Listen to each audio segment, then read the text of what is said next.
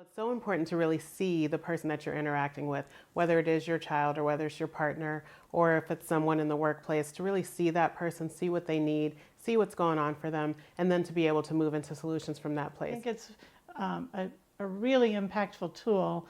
And again, I can use it when I'm referring to others' behavior and also do some introspection as I look at my own behavior and motivation. I've also watched as I've worked with schools and parents that as they learn about kindness and connection and firmness in setting boundaries without being mean, it has really helped so many people improve their relationships and themselves. And special time is different than the regular time you spend with your kids. This is something that is planned in advance with your child, and they get to help choose what kind of activity you're going to do together. And it's just amazing how much that creates a connection with your children and how much it improves your relationships. Curiosity questions helps us to really know what's going on with the other person because we ask from a sense of curiosity. Because I think that nothing really works without it. So empathy enhances any other positive discipline tool that we're using.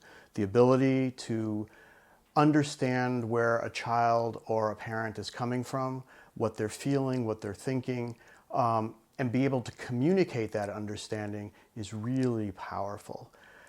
For example, you cannot do kind and firm at the same time without empathy.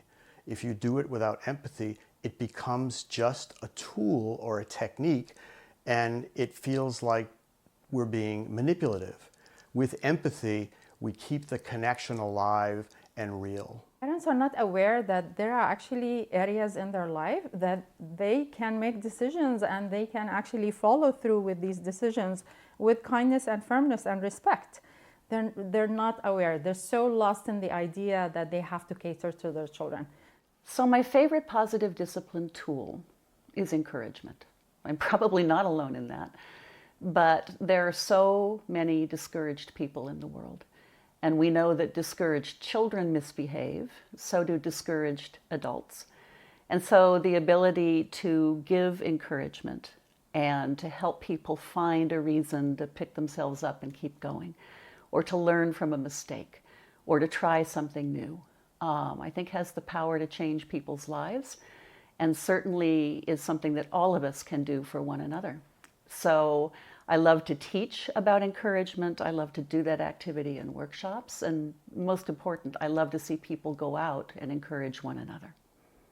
And the reason for this is if I can connect with myself before responding, if I can connect with the other person, whether it's my child or my husband or my students or parents that I'm working with or my colleagues, if I can connect first, then I can focus on solutions. I can do the correction. And it's changed my life, not just my teaching career, not just my parenting, but as a human being. Even when I'm meeting strangers on the street, I'm always looking to make that connection before any type of correction. Curiosity in general. I think it's so powerful, especially with when we're parenting teenagers, to drop the assumption that we know what's going on with them and that we expect them to be on a particular path or a particular narrative, and to instead really drop into curiosity, to be in the wonder of what's happening in their life, what they're thinking about the world, and hold space for them. When they feel seen and heard and understood and appreciated for their point of view and their experience, it grows the relationship and makes it so much more likely that you will invite collaboration and cooperation from your kiddos. So I love curiosity questions.